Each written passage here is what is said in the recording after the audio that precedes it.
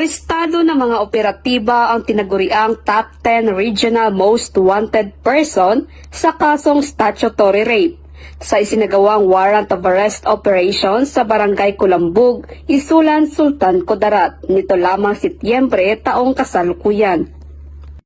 Kinilala ng Isulan Municipal Police Station ang suspect na si Alias Ray, 54 na taong gulang, isang magsasaka at residente ng nabanggit na lugar.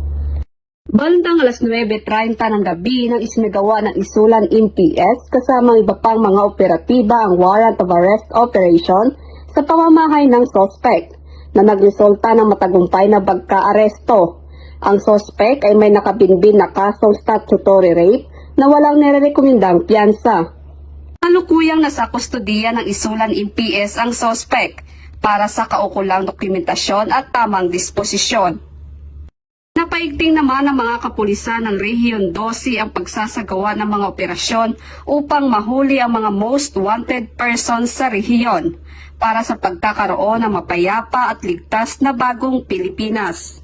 Mula dito sa General Santos City, ako ang inyong PNN correspondent, Patrolwoman Vina Morales, alagad ng batas, tagataguyod ng Balitang Pulis.